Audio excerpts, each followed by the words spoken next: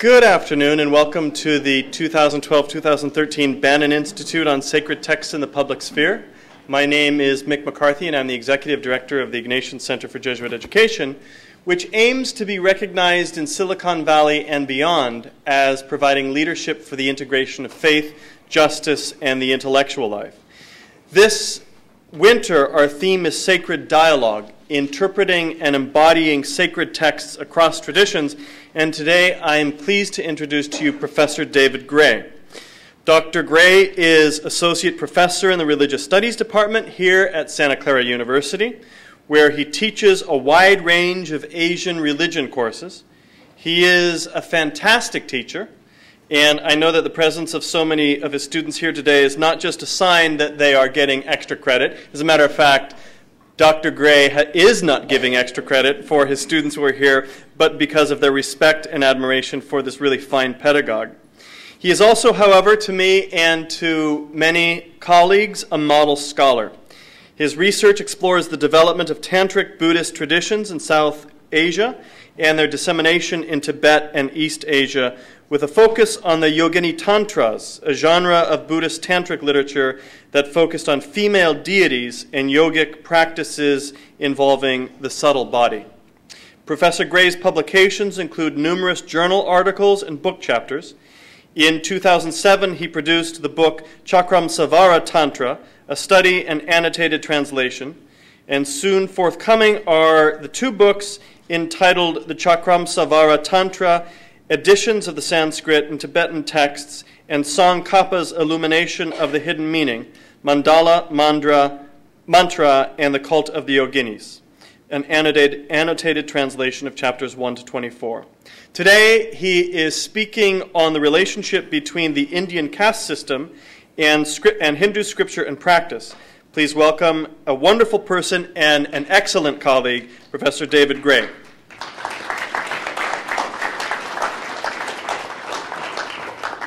Thank you, Father McCarthy, and thank you all for coming today. It's a great honor and privilege to be able to be here and address all of you and present to you a topic that I find very, very interesting. I've been studying Buddhism now for, well, longer than I care to admit, but measured in the decades now. And one of the things that I have found extremely intriguing in my studies of religion over the years and decades is precisely the ways in which religions have interacted and the traces or signs of these interactions which are preserved in their scriptures.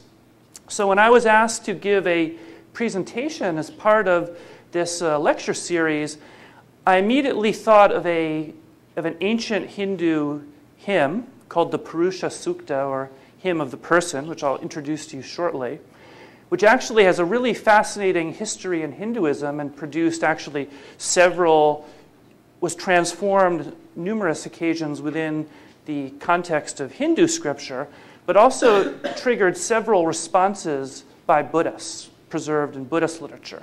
And it's really on that I want to focus. Primarily the Buddhist responses today. The Hindu transformations is a fascinating topic as well and would probably require a second hour to treat it properly. So, basically, the era that I want to focus on is an era preserved in Hindu and Buddhist literature that actually begins early in the first millennium BCE when the Hindu hymn was composed. But the era when the responses occur are roughly the second half of the first millennium BCE, the Buddhist response. Scholars believe Shakyamuni Buddha lived circa the 5th century BCE. And also into the centuries of the Common Era, when we find several, again, interesting Hindu responses, Buddhist counter-responses. There was, in effect, a dialogue that occurred over several centuries, preserved at various strata within the vast corpuses of both Hindu and Buddhist literature. Now, of course, labels such as Hinduism and Buddhism are they have their uses. It's useful for me to be able to announce to people I'm teaching a course on Buddhism or a course on Hinduism. But we shouldn't be deceived by these labels, some of which actually are artificial. The title Hinduism is basically a creation coming from the European colonial context through a kind of Persian pronunciation of a name of a river in western India, the Sindhu, which became Hindu in Persian pronunciation, Hindustan, the region around the Sindhu or Hindu River, which became Hinduism under the British, the religion of the people who live in that area. So these are, in a sense, artificial categories, and we have to be careful when we think about these religious traditions to keep in mind that they didn't exist in a vacuum. When Buddhism appeared in India during the 5th century BCE, it didn't just pop out of existence through the awakening experience of a single man. That is apparently what happened according to Buddhists, but it turns out that man, Gautama Siddhartha, was raised in a Hindu context, and we have to keep that in mind. Buddhism developed through interactions with Hinduism, and during the history of the interactions of these two religions in South Asia, they continually affected one another, were in dialogue, debate. Many of these dialogues and debates were peaceful, some were contentious, but both religions were shaped by their interactions with one another.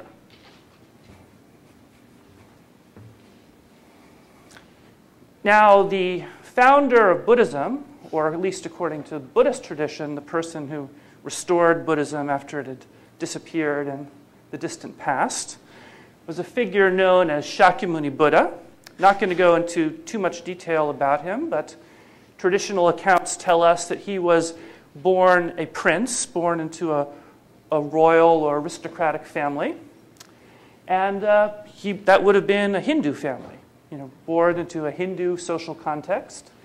Age 29, he supposedly renounced the world, and upon renouncing the world, he retreated to the forest at the time being the place to go if you wanted to engage in serious, hardcore meditation and ascetic practices. There, Buddhist sources tell us he met up with several Hindu and Jain teachers, learning the practice of asceticism and meditation from them. Eventually, he more or less, dropped the techniques that he was taught by them, had his own insight, the insight into the so-called middle way between the extremes of asceticism and hedonism, and developed his own path, his own spiritual path. Now, the takeaway of this is that Buddhism, as it emerged in India, again, it didn't come out of a vacuum. Shakyamuni Buddha, it's clear from Buddhist sources, accepted many of the kind of mainstream assumptions of the Indian religious world at that time. Doctrines such as karma, for example, the idea that our actions have consequences that will affect us either later in life or even in future lives, as well as the doctrine of reincarnation. These were more or less universally accepted religious ideas that Buddhists as well as Hindus and Jains all accepted. On the other hand, he had some unique teachings. Probably the most unique and notorious, at least for the people who disagreed with him, was his teaching of anatman, or selflessness. Hindus and Jains both believed in an eternal soul. The body, of course, everyone knows, is mortal, subject to decay and transformation. But the widespread belief that we all possess a soul which is responsible for bearing the consequences of our actions, as well as transferring, being transmitted into the next life when our body dies. The Buddha, however, rejected that, and that is one of the unique Buddhist teachings. Not the only one, but certainly one of them. Now, Buddhist scriptures record many episodes from the Shakyamuni's Buddha's life.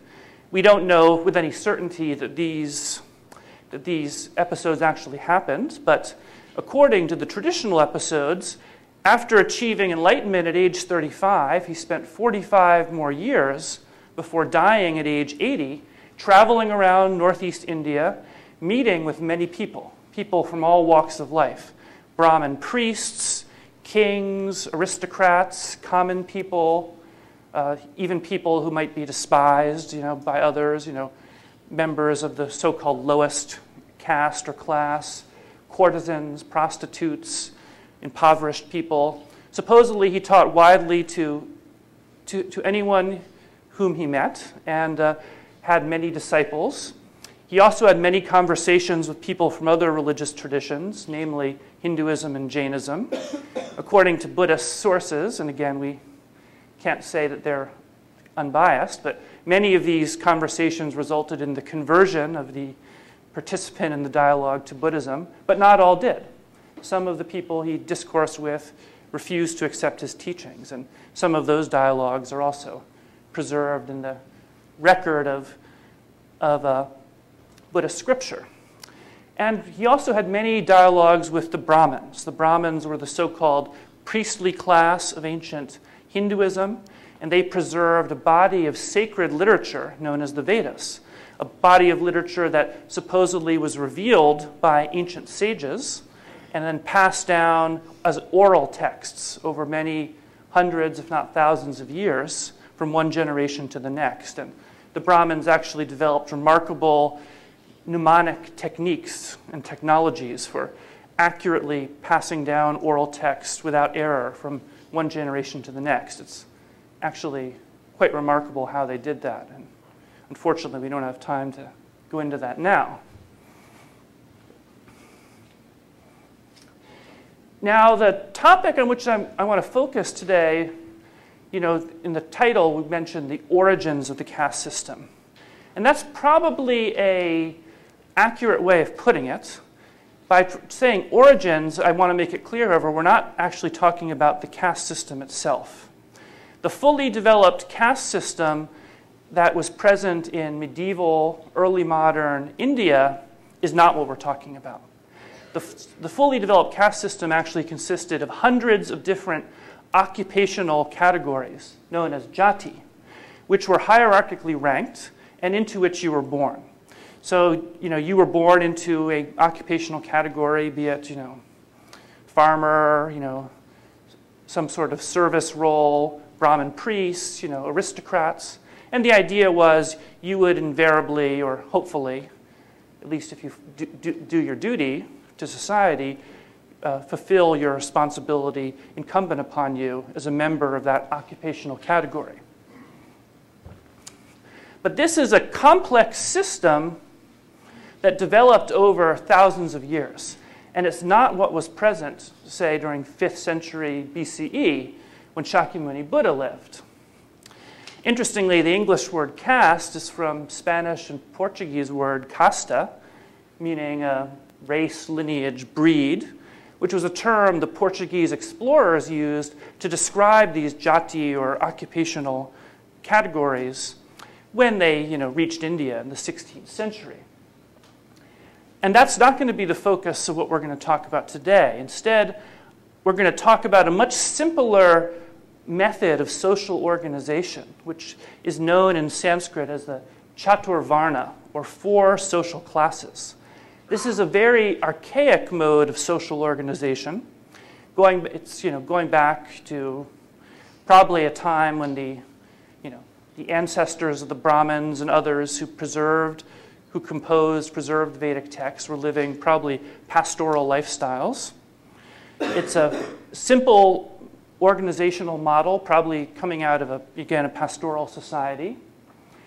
But it was later used in Hinduism as an organizing principle for the much more complex system of the hundreds of different jati occupational categories. Does this make sense? So there's actually a lot of confusion around this. When people use the caste system, say, for example, textbooks, world history type textbooks, they often introduce you to the 4-fold classification scheme, which properly speaking isn't the caste system, but was an organizational principle applied onto it, used by scholars and Hindu theoreticians as a way of attempting to organize and make sense out of a much more complex social reality. these four classes, drawn right out of a world history book, you know, the sort if you take world history AP class, you know, this is the sort of thing you'll see. They describe this as the caste system, but what this really is an ancient system of four social classes onto which the numerous castes were mapped. And these, of course, are the Brahmin priests at the top. Under them, the kshatriyas, or warriors, really the ruling class, the aristocracy of the society. The vaishyas, who were basically people who owned property, at least originally, who either owned livestock or land. Lastly, the shudras, the so-called serving class, people who didn't own property but who made a living, you know, performing services for others. The two colors there indicate the fact that in ancient Hinduism and Vedic tradition, only the three highest class were empowered or allowed to study the Vedas and participate in Vedic sacrifices and Vedic lifestyle rituals. The lowest class, the Shudras, were excluded from participation in the Vedic cult.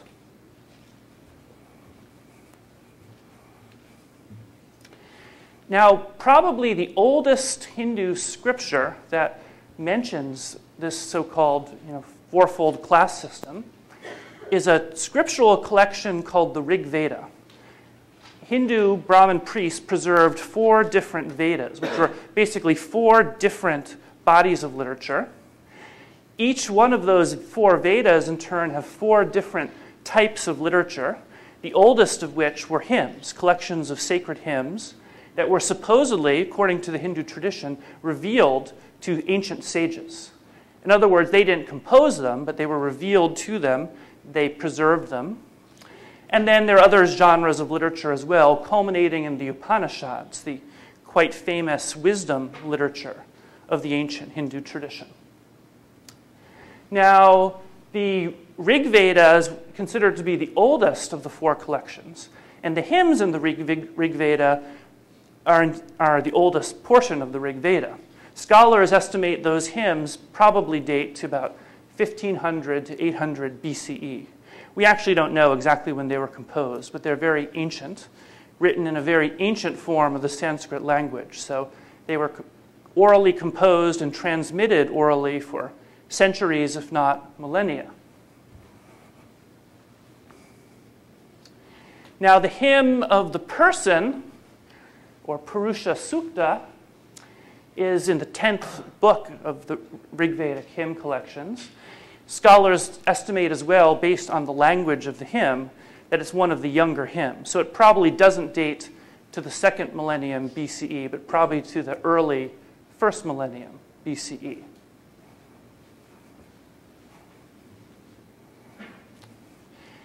Now, this hymn is a creation myth.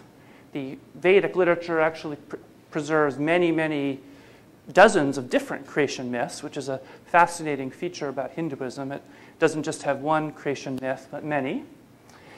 And one of the central ritual practices of the Brahmin priests were sacrifice. Much like in ancient Greece, animals were sacrificed to the gods, and there was believed to be a positive symbiotic relationships between humans and the gods. The gods depended upon the humans for sacrifice, and in turn gave humans various blessings, good fortune, and also if one lived a good life throughout one's life, there's the Vedic tradition also promised the possibility of rebirth in heaven after you died.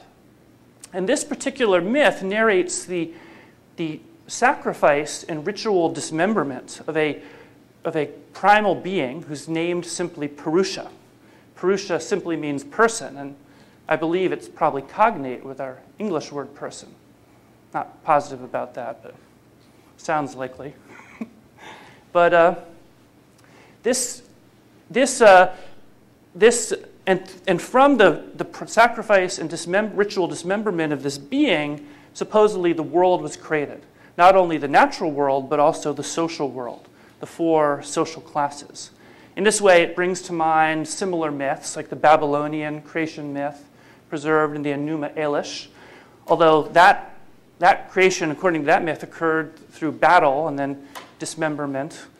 this myth is, the Purusha Sukta is slightly less violent. There's no battle involved, just simply ritual sacrifice. Still some violence there, but not quite as gory. In fact, the hymn itself isn't gory at all.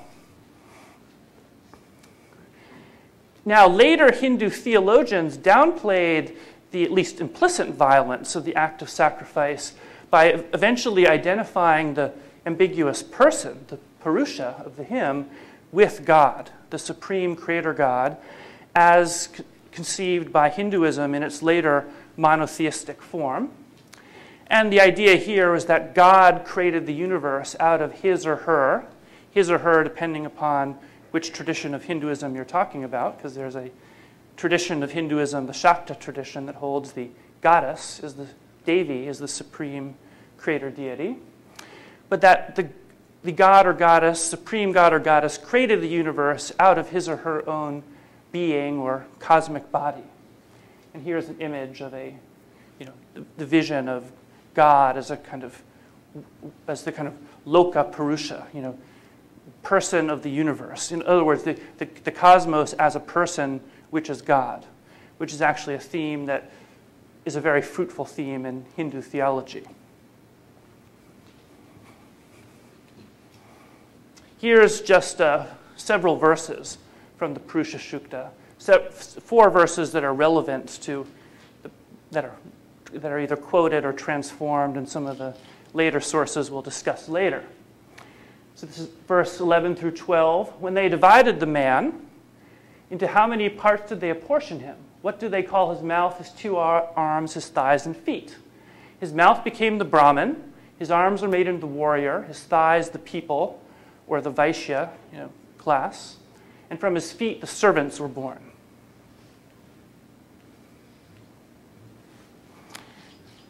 So that's the social world, but that's not the only thing that was created from his body. The moon was born from his mind, from his eyes the sun. Indra and Agni, they were 2 main deities of the ancient Vedic tradition. Indra was a sky god, in many ways similar to Zeus, wielded the thunderbolt and was the leader of the gods.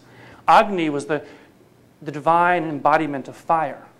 He was the central god of sacrifice who, like Hermes, would transmit the sacrifice from the human to the divine realms.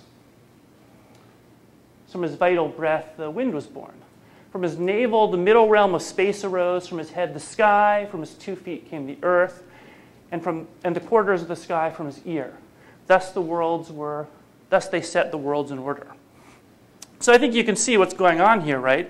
This primal being was sacrificed. From various parts of its body was created not only the natural world, but also the social world. Now I think it's, I'm sure, very obvious to you, this hymn had ideological implications. One clear implication of it it portrays the social order as divinely ordained, right? Not something that's just an arbitrary human creation, a social structure which we humans could reform or overthrow if we so desired, collectively speaking, but rather it was part of the fundamental nature of reality. Just like the sun, the moon, the earth, the sky, and so forth are all fundamental givens of the natural world, the hymn implies that the social order is too, right? So, there's arguably a very conservative message being given here that the social order is a given and, don't question it. Be content with whatever position you are in. Now, many Indians were content to live their lives and, not attempt to challenge things. And I think it's safe to say you could put Buddhists in that category too, of people who weren't particularly interested in upsetting the boat. However, the Buddhists were part of a movement, a renunciant movement that swept India during the middle part of the first millennium BCE. Not only Buddhism, but Jainism was another religion that argued that the highest goal for the religious life was not simply, living a good life, doing the rituals, and then attaining rebirth in heaven. from the perspective of some Indians, this came to be seen as a worldly life, and that the goal for some Indians came to be liberation from the cycle of death and rebirth. And many Indians came to feel that the only way you could liberate yourself from the cycle of reincarnation, death and rebirth, was by kind of radically disengaging from the world. Some traditions, such as Jains, for example, felt that the soul was trapped to the body and to the world by karma. Karma, in their view, was almost like a sticky glue that binds the soul to the world. Karma comes through, through actions. And when we enjoy things, for example, where, we are enjoying the fruits of good karma. On the other hand, when we feel pain, pain is supposedly the result of negative or bad karma. And according to Jain theoreticians, it's bad karma precisely that tends to bind us to the world the most thoroughly.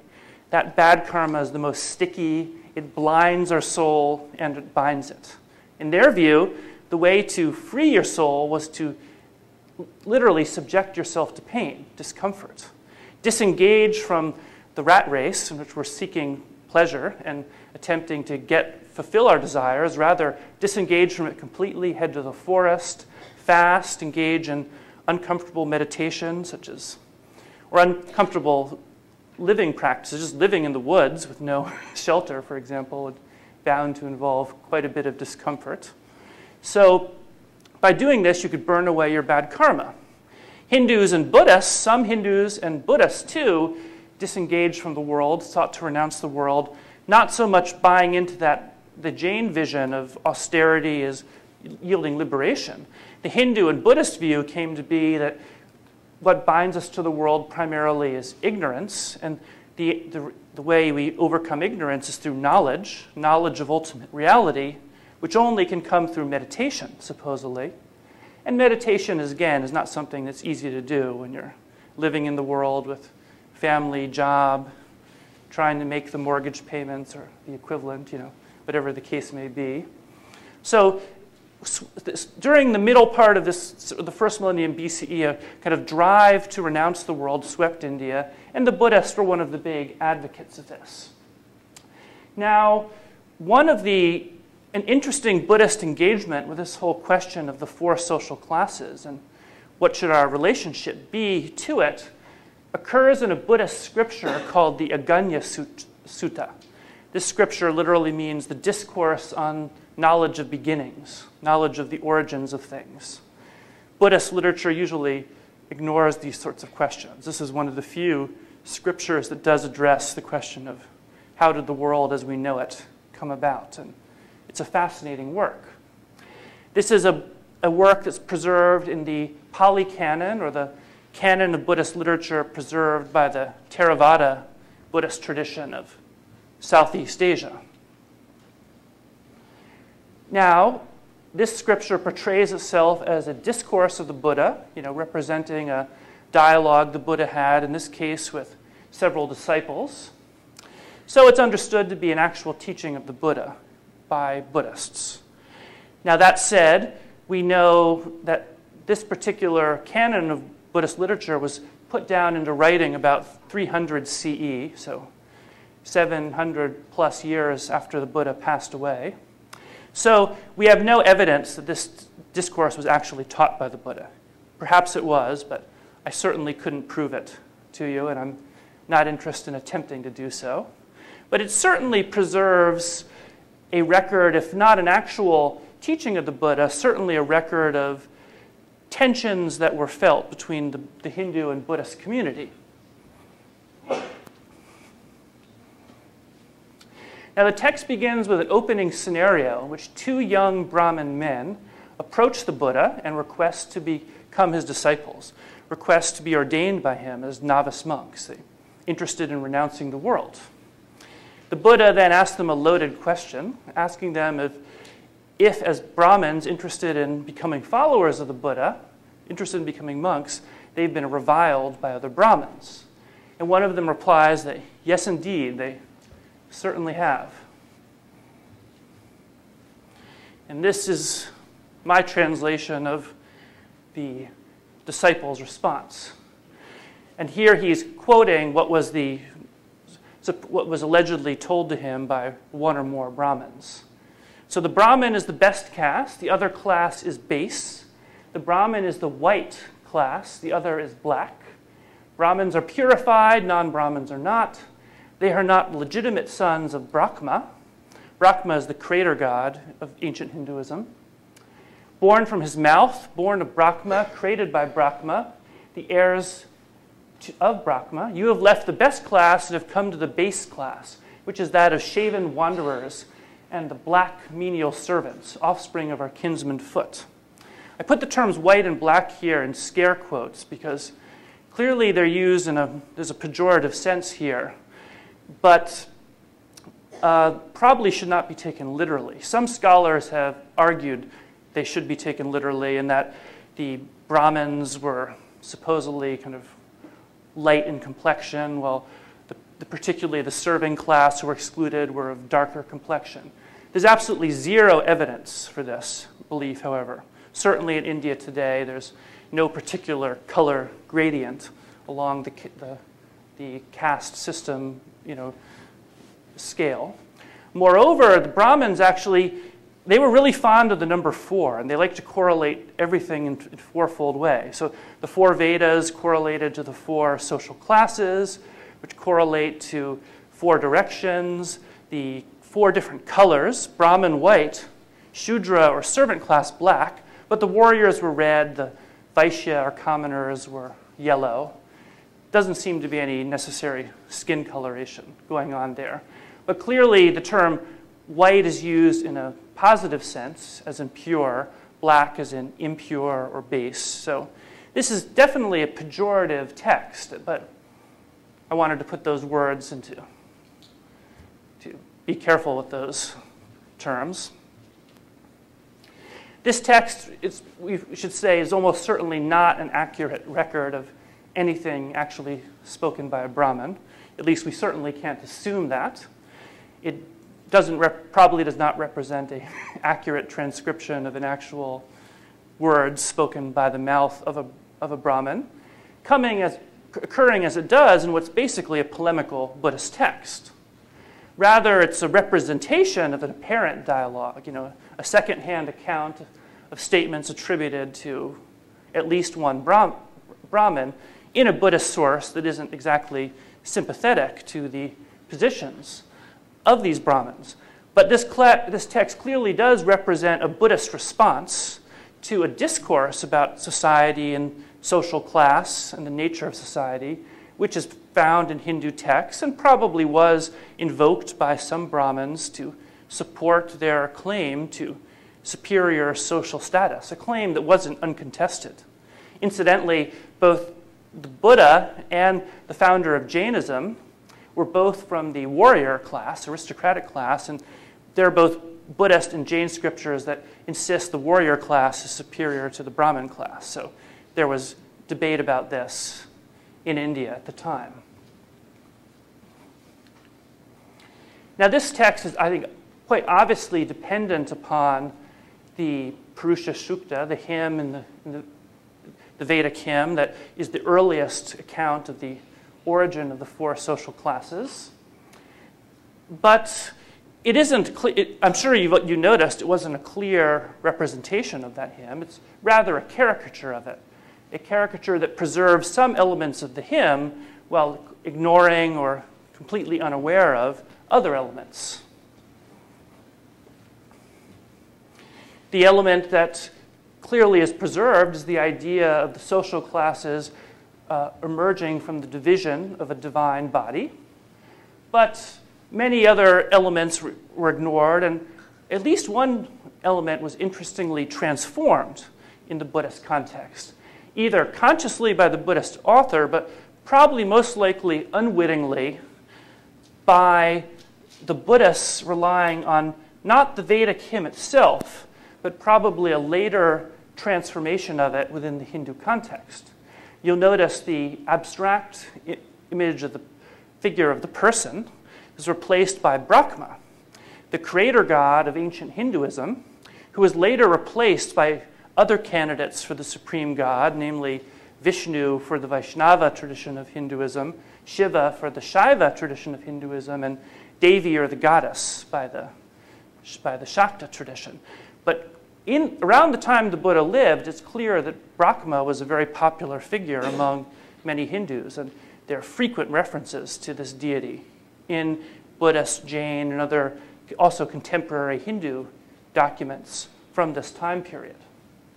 Now, this transformation didn't occur, of course, in Buddhism. Buddhism is just reflecting a change that occurred in Hinduism that is recorded particularly in the Upanishads, the last strata of Hindu literature, Hindu Vedic literature, which preserves the wisdom speculation of the ancient Vedic sages. And one of the chief interests of this literature was speculation on the nature of God. And we also find this literature the growing idea that ultimately there's a single divine being or entity, sometimes abstractly referred to as Brahman, a kind of abstract ultimate reality. That term Brahman is in turn etymologically related to the name Brahma, the personified creator deity espoused in many but not all of the Upanishadic texts.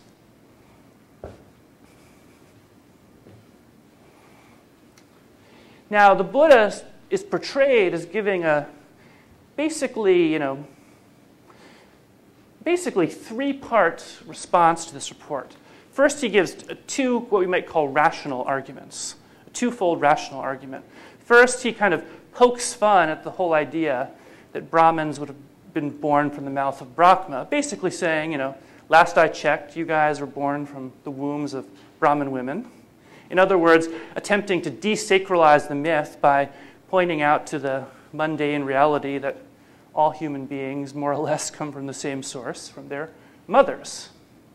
Moreover, he then gives a kind of rational argument, arguing that the virtues and the vices are not the monopoly of any one social group, or for that matter, religious tradition, but they're evenly distributed across all of the social classes.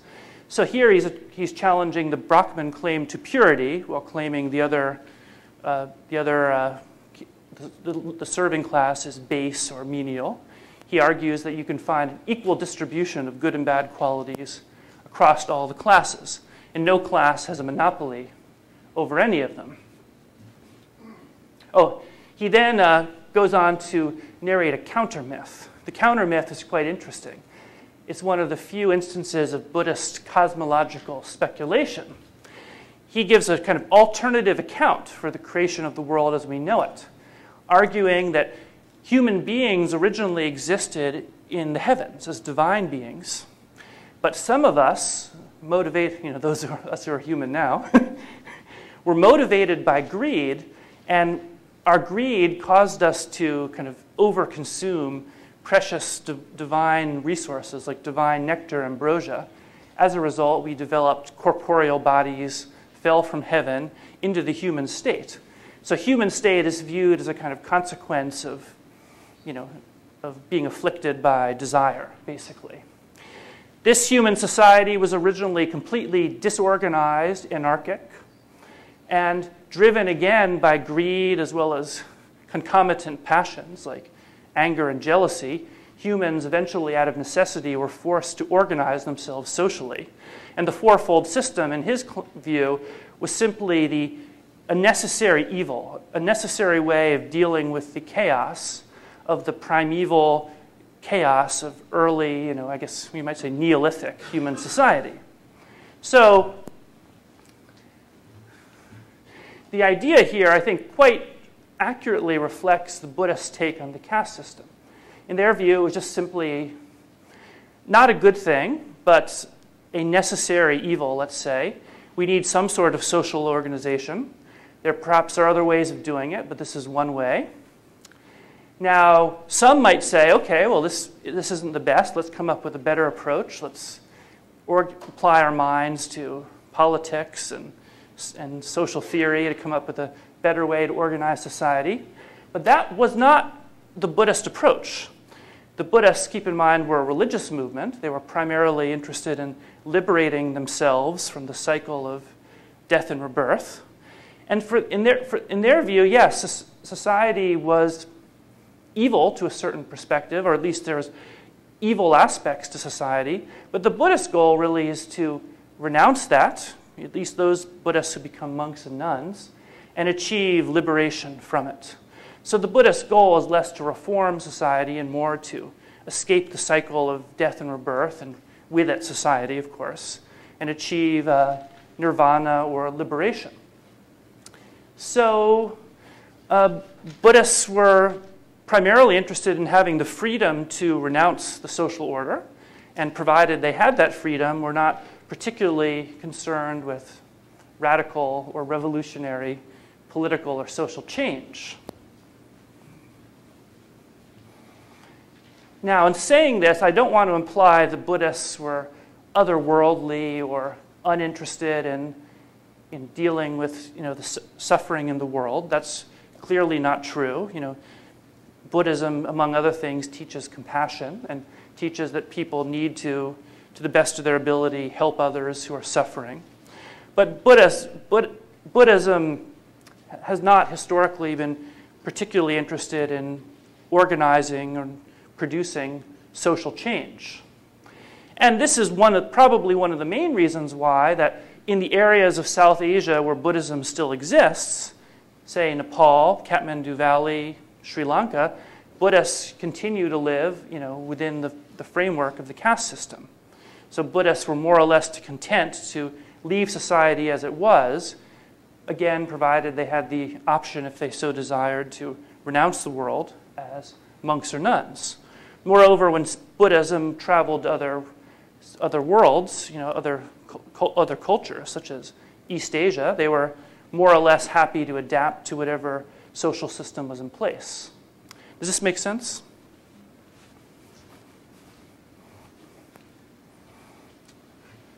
But this is not the end of the story. At least there are later manifestations of this myth in later strata of Buddhist literature. Now, within the Hindu context, there was a general idea that devout Hindus needed to maintain within their lives something called dharma. The term dharma has different meanings. It literally means that which you need to hold or uphold. In the Buddhist context, dharma simply means the teachings of the Buddha. So if you're a Buddhist, you must hold or uphold the Buddha's teachings. But in the Hindu context, it means social and moral obligations. That, as a good Hindu, you're obligated to uphold.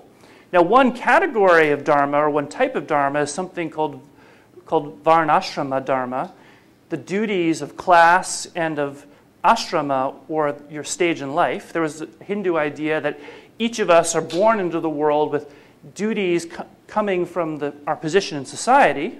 So a king has different duties than a priest, who has different duties than a farmer, let's say.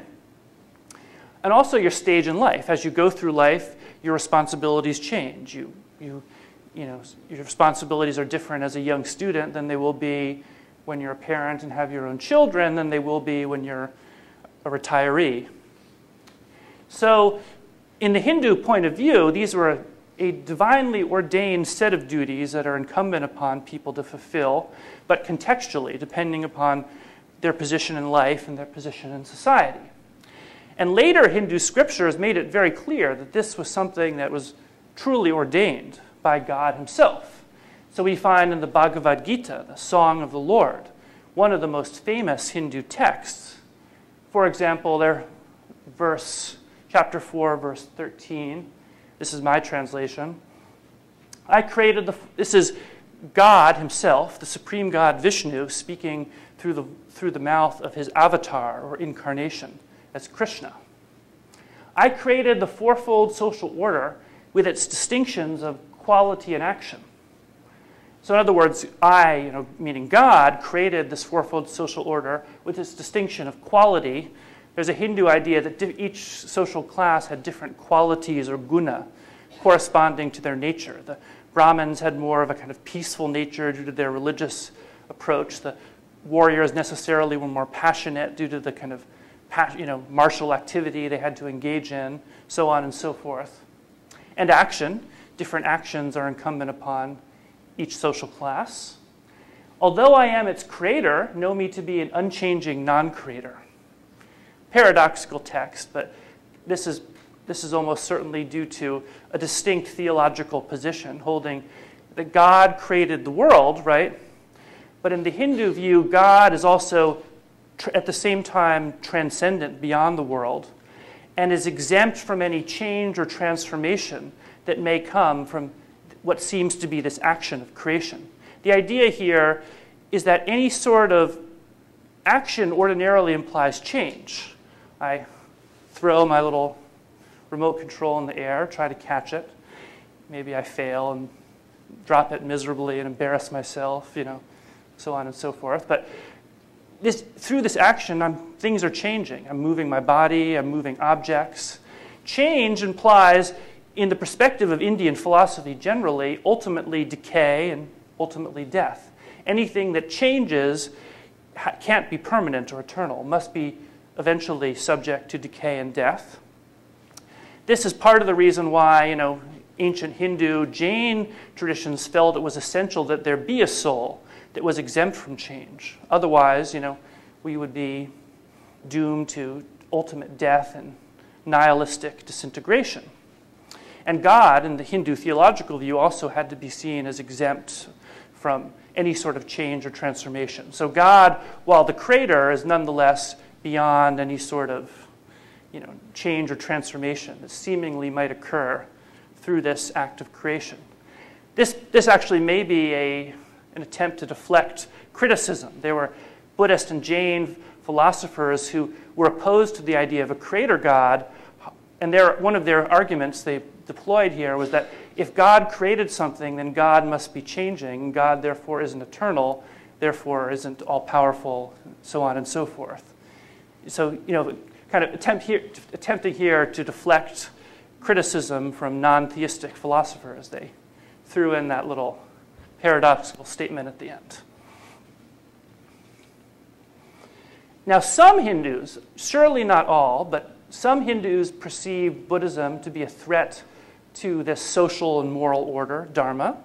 This was almost certainly due to the fact that during the period when Bhagavad Gita was composed, it's dated anywhere typically from 200 BCE to 100 CE. During that time, Buddhism really reached a kind of apex of popularity. There was a great deal of support for Buddhism. A number of kings, became Buddhist and patrons of Buddhism. So clearly, and Buddhists were at best neutral about, say, the fourfold social order, at worst hostile. So some Hindus saw Buddhism as a real, not only competitor, but also threat to the values they held dear. So Hinduism engaged in an attempt to basically appropriate the figure of the Buddha and to portray him as an incarnation of the supreme God Vishnu, precisely the 9th avatar of Vishnu. Now, several Hindu scriptures, not all, but several Hindu scriptures, portray the motivation for this avatar as being basically deceptive. Some scriptures portray Buddha as a false teacher, teaching false teachings precisely for the purpose of deceiving demons in order to trick the demons and allow them to be defeated by the gods. So clearly, we see here hostility toward Buddhism appearing in some Hindu scriptures, probably again reflecting competition between these traditions. Here's an image of the 10 avatars, and I'm sure you can probably identify the Buddha avatar over on the right.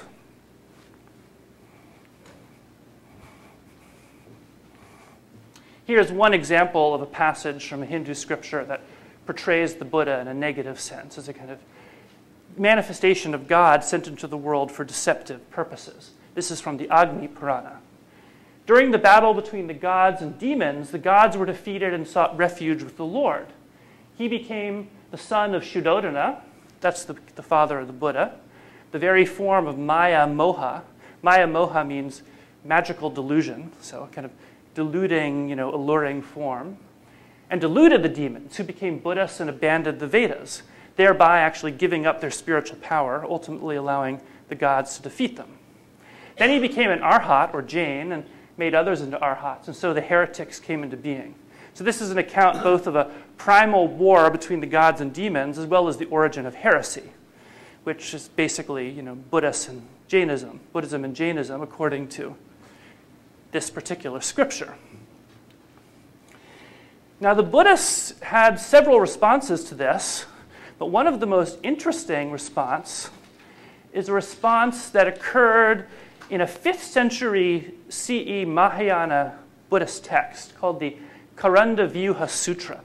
This is a sutra that focuses on a great Mahayana bodhisattva known as Avalokiteshvara, also known in China as Guanyin, Japan as Kannon, Tibet as Chenrezig, one of the most popular Mahayana Buddhist deities.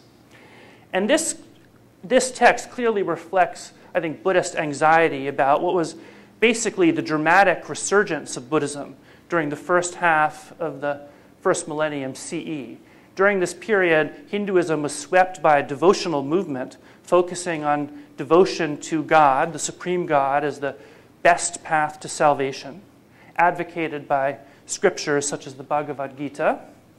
And this was a problem for Buddhists because it really was a threat to them. As this Hindu movement grew, the patronage and support for Buddhism also gradually decreased. So we find here another manifestation of the Purusha Sukta hymn, but one that appropriates elements of discourse from later monotheistic Hinduism. The Lord said, "The sun and moon were born from Avalokiteshvara's eyes." Mahadeva, or the great Hindu god Mahadeva. The next figures are all Hindu deities. Mahadeva from his forehead, Brahma and so forth from his shoulders, Narayana or Vishnu from his heart, Sarasvati from his teeth. The wind was born from his mouth, the earth from his feet, and Varuna from his belly. So many of the main Hindu gods created from the body of this Buddhist deity. When these deities were born from Avalokiteshvara's body, noble Avalokiteshvara Bodhisattva, the great hero, said the following to Maheshvara. Maheshvara, the great Hindu god Shiva, one of the deities he created. When the Kali Yuga arrives, the Kali Yuga is the kind of end time, the kind of final age when things go to pieces, when the world kind of decays and falls apart. You will become Maheshvara. Once you are born from the realm of pernicious beings, you will be called Adideva, the creator. All of these beings who speak about you to ordinary people will be excluded from the path to awakening. Here's an image of a form of Avalokiteshvara, the thousand-armed form, which you may notice shows some similarity to the kind of cosmic divine being image that we also find in Hinduism. A good deal of Buddhist iconography from this period was drawn from Hinduism. Now, this work appropriates rather incongruously the Hindu notion of the supreme creator being who creates from his or her body the gods and various natural forces, despite the fact that Buddhist theologians technically reject the notion of a supreme creator god. And it portrays Avalokiteshvara, who's the great bodhisattva of compassion, revered by Buddhism on account of his or her universal compassion for all living beings, is acting rather spitefully, creating Hindu gods and then claiming that anyone who worships or reveres them will be excluded from the path to awakening. So it really kind of makes no sense, right? This passage kind of unconvincingly replicates and certainly doesn't challenge the Hindu concepts that the Buddhist authors felt uncertain about. So in this case, rather than challenging Hindu mythic discourse, which the Agañña Sutta did, Buddhists here are just kind of, in my point of view at least, in a far less convincing way, replicating it, but replicating it in an incongruous and seemingly illogical fashion. Now, it's clear that Hindus and Buddhists were aware of each other's scriptures. They existed in communities together. They debated together. There were many Buddhist scholars who originally were Hindu, started out as Hindus. There were many Hindu Brahmins who became Buddhist monks. In fact, some of the most best-known Buddhist scholars started out as Brahmin priests. The Brahmins were, of course, the most literate group among the Indian population, generally speaking. Most did not convert to Buddhism, of course. Only a tiny minority did. But those who did some of them became some of the most renowned Buddhist thinkers.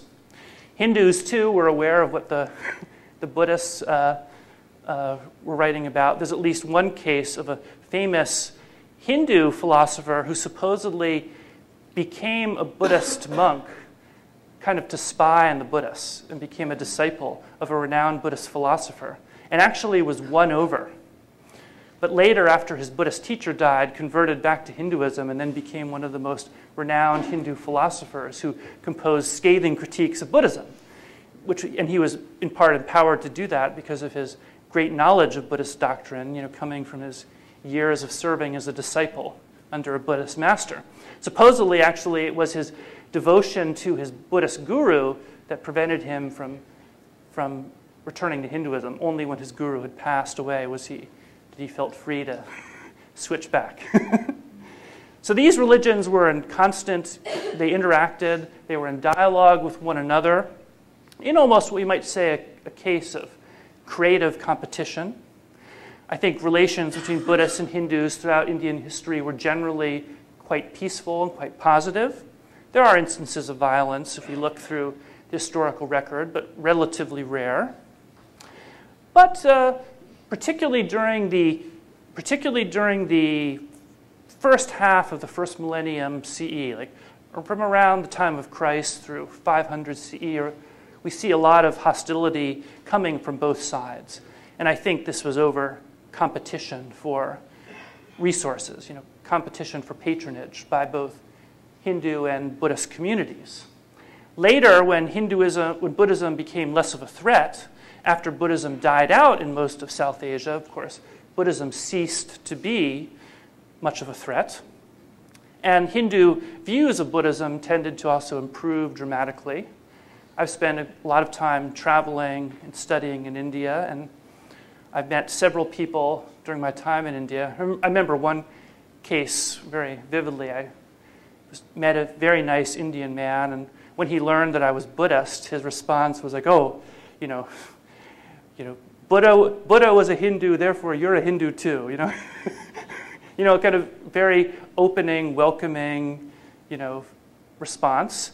While there is records of this sort of hostility in the literature, most Hindus, I think, these days, very few are hostile to Buddhists and, in fact, have a more kind of embracing attitude. Likewise, too, although there's still widespread belief in the Buddha avatar of Vishnu, it's no longer commonly seen as a deceptive avatar. The more common idea now is that Buddha was an incarnation of God, yes, but who taught wisdom to the world, not delusive, tricky ideas. So, and we can see this as well in, this process of Hindus and Buddhists debating with one another, dialoguing with one another, has continued up to the contemporary period, up to the modern era, precisely in those areas where Buddhism and Hinduism continue to survive together, particularly Nepal and Sri Lanka. As we see from Sri Lanka, it's not always still a peaceful case. The conflict between the Hindu Tamils and Buddhist Sinhala population in Sri Lanka has been characterized by quite a bit of violence, particularly on the part of Buddhists in recent years. But these conflicts, I think, are more about politics and land than religious difference. So, I think we've come to our time for questions. And I have a microphone here. If anyone has a question, I'll pass the microphone on to you. Thank you. Thank you very much for your lecture. I'm one of your Is that working? Is that working? Let's see. Hello? Yeah, if you could hold it a little closer, just so people can hear you. Thank you very much for your lecture. My question is why you believe that the Buddhists in South Asia, namely Nepal and Sri Lanka, did believe in this and accept this forecast system where the Buddhists in Southeast Asia didn't. Was it because of the proximity to India and that they were all owned by the British, or some other reason? That's an excellent question.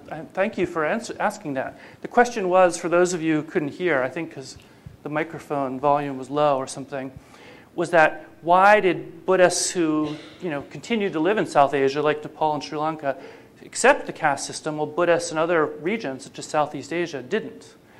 And the answer to that, I think, is simply that, as I mentioned before, although Buddhists in theory are opposed to the caste system, pragmatically they didn't really invest a great deal of time, energy, or concern about it. The idea here is that the caste system is part of the world. Again, not ideal, but Buddhism wasn't primarily a system of political thought or a social movement. The goal of Buddhism was liberation from the world. So Buddhist thinkers, Buddhist intellectuals were far more interested in questions like, how do we escape samsara? How do we escape the cycle of death and rebirth, rather than reforming the social order? But that's one answer.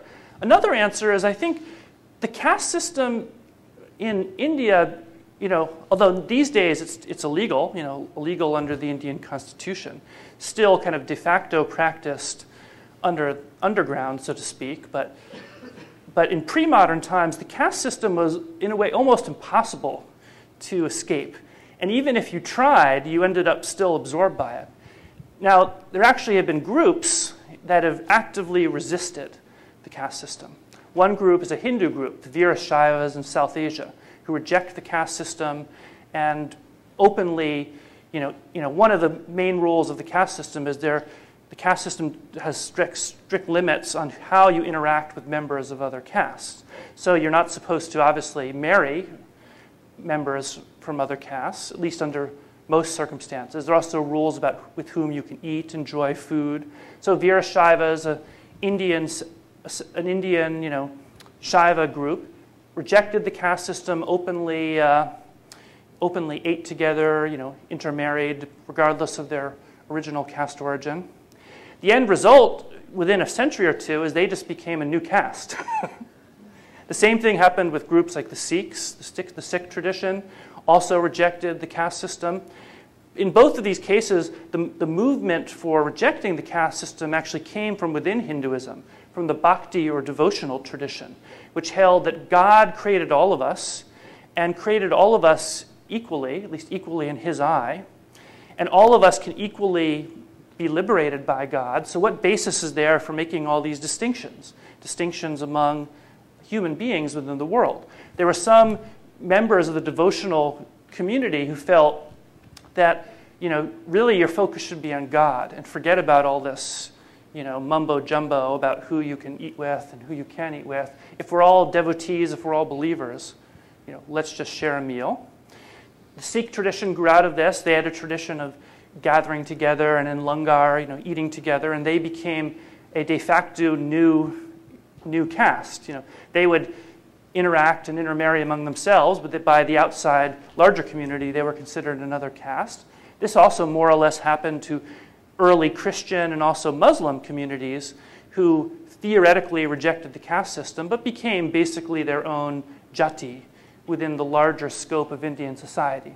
It happened to the Buddhists as well. In Kathmandu Valley, for example, where the Newars live, there are distinct Buddhist castes. One is the Shakya caste. This is a caste of people who originally were monks, and many monks and nuns took the name of Shakya, the Buddha's name. So in other words, when you become a monk or nun, you renounce your social name and status, whatever it was, and gain a new status as a monk. They eventually started marrying, and they became the Shakya caste. Another caste is the Vajracharya caste, a caste of tantric priests who likewise, even though in theory they rejected the caste system, they became a caste within a kind of larger, Hindu social framework. So I think in South Asia, it was basically impossible to escape. But when Buddhists traveled to other cultures, they didn't attempt to import the Chaturvarna or class or caste system with them, and they adopted to whatever social structure was already in place, typically. If you could speak up and hold it close. Is this close enough? Yes. Okay. I've heard that there's a 3-finger rule with musicians to be close to a mic. You mentioned that Buddhism died out in South Asia in the 16th century, except for Sri Lanka and Nepal. And I was curious, why did it die out in South Asia then? That is a great question, and it's one of the big kind of mysteries of Buddhist studies, or at least there are lots of theories about why Buddhism died out. And there's probably not one single cause. There are probably multiple causes and conditions. Now, one factor, probably the biggest factor, was, starting in like the 10th century up through like the 13th, 14th century, most of India was racked by warfare. There was a series of invasions coming into India from Central Asia, from Afghanistan. And this was an extremely disruptive period for Indian history. Now, this wasn't the case in the South, but interestingly, by this point, Buddhism had largely already disappeared in the South. And Hinduism really predominated in the South, along with Jainism, for complex reasons that I'm not entirely sure. It clearly had to do with Buddhists losing patronage in South India. Now, in North India, we know that during the warfare that was both between different Hindu kingdoms as well as between Hindu and rival kingdoms in Central Asia, pretty much all of the major Buddhist monasteries were destroyed, sacked and destroyed. We have records of this from, pilgrims who visited from other parts of the world. Some of them were destroyed, just looted apparently. Others, there's also indication that some Buddhist monasteries were actually fortified by local Hindu princes or rulers. So they became, in effect, military installations, meaning they're, they became fair game in, a time of war. But by, the 14th, 15th century, really all the major Buddhist institutions were destroyed. Now, this was also the case with pretty much Hindu temples as well. But Hinduism survived and Buddhism didn't. One of the reasons why I think Buddhism didn't survive is, Buddhism as a tradition has traditionally been very dependent upon the monks and the nuns. The monks and the nuns are segregated in their monasteries, which are typically located not in the middle of nowhere, but on the edges of cities and towns. Now, when the monasteries are destroyed, the monks or nuns, by this point mainly monks, because the order of nuns seems to have died out in India by the 9th century. The monks scattered. A good number of the monks headed to Tibet or Nepal, areas that were kind of free from this chaos, and that was a boon for those regions, but hard on the traditions in India. And I think once the monasteries were destroyed, the monks scattered, it became difficult, if not impossible, for Buddhism to reestablish itself. Hinduism, on the other hand, has always been a tradition that focused on householders. Brahmin priests aren't celibate in the Hindu tradition. They marry. And in fact, in ancient Vedic ritual ceremonies, many of the ceremonies require both a husband and wife, working together to perform the ceremony. So Hinduism built elaborate temples, but when they're destroyed, Hinduism survived in the household, so to speak. Well, Buddhist lay people, I think, having lost the monks and having lost the scriptures that the monks preserved in the monasteries, that was a death blow to Buddhism in most of South Asia, the exceptions being Sri Lanka and also the Kathmandu Valley of Nepal, which were never subjected to those invasions, as well as ethnic Tibetan regions like Ladakh, which, again, was really an entirely different cultural world that just ended up now in the modern state of India. Does that answer your question? Yeah. Jonathan? So you mentioned that early Buddhism was not really socially activist. It was more of a religious movement. You get out of the world, don't try to change it. So when and where do you start to see a kind of precedent for socially engaged Buddhism? And do you see it before Buddhist modernism?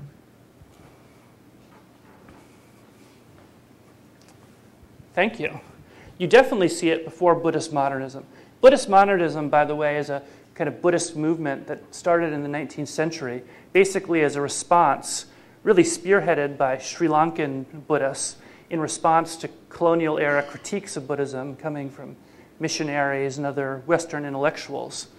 And Buddhist modernism itself appropriates elements of European discourse about religion in a very clever way. One of the strategies they took was arguing, okay, you say Buddhism is not a true revealed religion, which some missionaries were saying.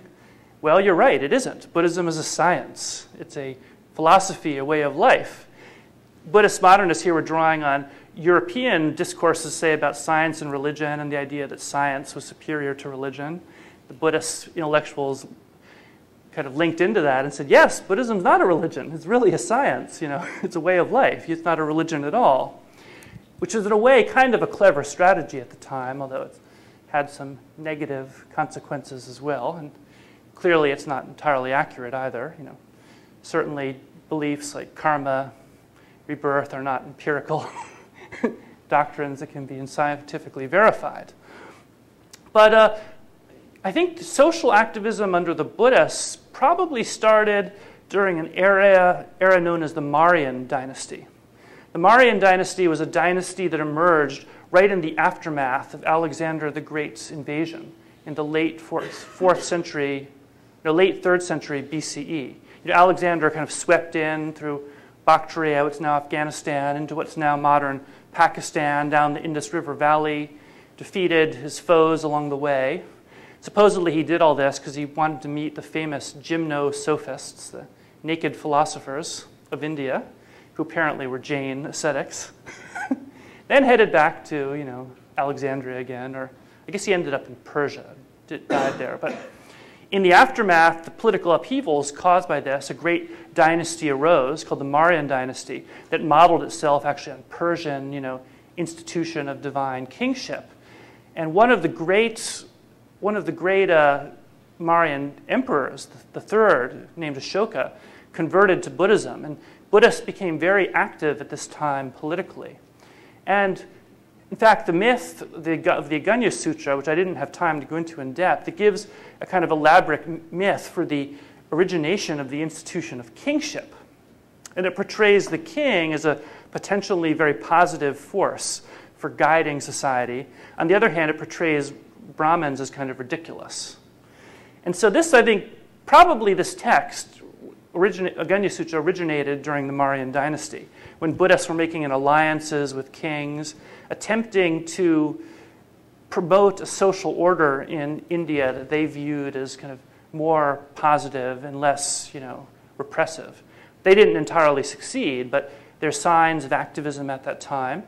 Also, with the Mahayana Buddhist tradition that emerged in India, more or less around the same time as theistic Hinduism and the devotional movement was arising, one of the key ideas for Mahayana Buddhism is that you shouldn't selfishly try to escape from the world into nirvana, but you should make a vow, the bodhisattva vow, to stay in the world, to be reborn in the world again and again, to compassionately help others on their own spiritual paths. So this, too, is a kind of period in which kind of social activism, so to speak, came to the fore. But even then, Mahayana Buddhists weren't saying, reform society. Their goal was more helping people on an individual basis, rather than transforming society as a whole. Does that answer your question? Okay, we have a question way in the back. Let me give you the microphone. We have people listening, maybe, on live stream. I'm interested in the comments you make on the tension that exists. I don't know if the microphone's on. Apologies, but I'm interested in the comments hold it a little closer. And how you would describe the caves at Ajanta and Ellora, particularly at Ellora, Mount Kailash, the temple, the Hindu temple, and then caves like 4 through 10, which seem to be side by side with Hinduism. And I'm just not sure that well, anyway, just about your comments. Well, again, as I was trying to make clear, the relationships between Buddhists and Hindus was not universally a negative one. There was competition between them and some critique of the other traditions, but they also coexisted, and they largely coexisted in a harmonious fashion. Although the case of Ajanta and Ellora caves is quite interesting. There's been scholarship done on the caves, which seems to indicate you see shifts, as you mentioned, between Buddhist sculpture and then Hindu sculpture, which seems to be tied precisely to shifts in patronage.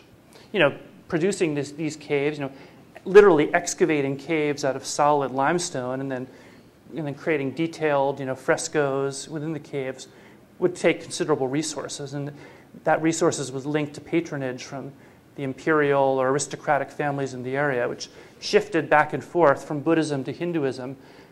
But during that period, when Ajanta and Ellora caves were being carved, the shift was going more toward the Buddhist side to the Hindu side. So that's actually a sign of the growth, the rise, resurgence of Hinduism during the mid-first millennium of the Common Era, and at the expense of Buddhism.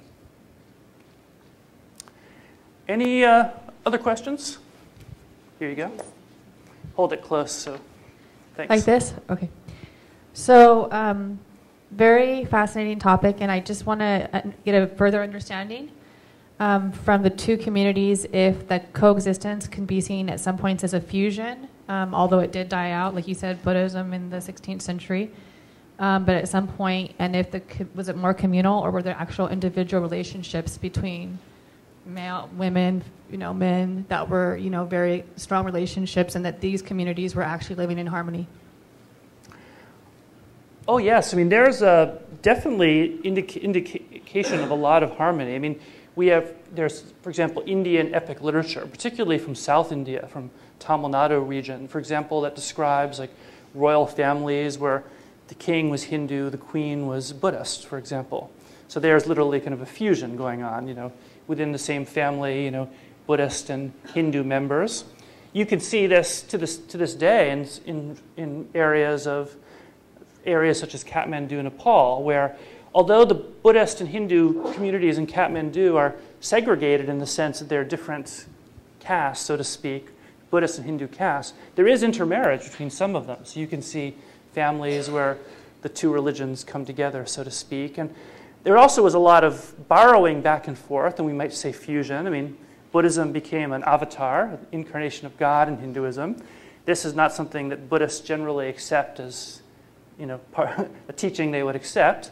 But there was a lot of back and forth transformation. Like many Hindu deities were appropriated into Buddhism.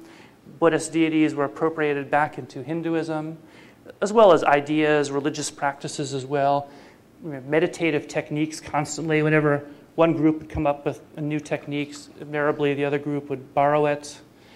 The fire sacrifice to the gods of Hinduism, the Homa ceremony, became a part of the tantric Buddhist ritual, canon, so to speak. So the Buddhists used vegetarian sacrifices, not animal sacrifices. But by that point, the Hindus were doing vegetarian sacrifices too.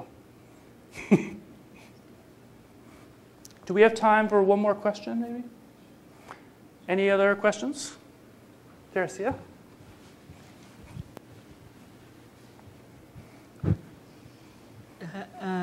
Thanks for the opportunity. Yeah, hold it really close. It's not very sensitive. Yeah, you don't have to press something. Just hold it close to your mouth. Okay, I just wanted to find out from you what changes or difference does it make in terms of the contestation or cooperation when these religious traditions go outside of Asia and come to places like Silicon Valley? Is there more contestation? Is there more cooperation? And what is the roots of that change, if any? Well, that's a great question. You know, what happens to this contestation when you take it out of the original context? And it seems to me that it really disappears. I think a lot of the tensions that we find in Buddhist and Hindu scriptures, particularly during the period of about, 300 BCE to 500 CE, was really kind of a result of competition for patronage. And once that you're out of that context, I think the cause of the tension largely disappears. I mean, there are many parts of the world where Buddhists and Hindus coexist very peacefully. Again, they're not competing over resources anymore, so the underlying cause for the tension has disappeared. That definitely seems to be the case here, in diaspora communities like the Bay Area, as well as many other parts of the world where Buddhists and Hindus coexist, such as countries like Singapore or Hong Kong, and so on and so forth. I guess that wraps it up. Thank you all for coming. Thank you.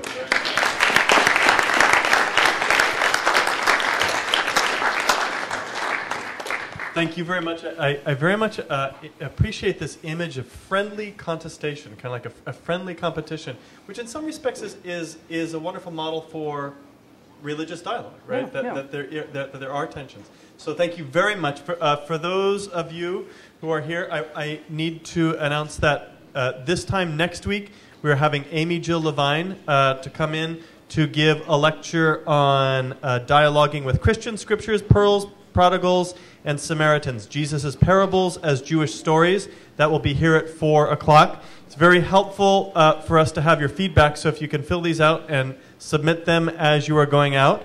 Let us once more thank Professor Gray for today's. Thank you.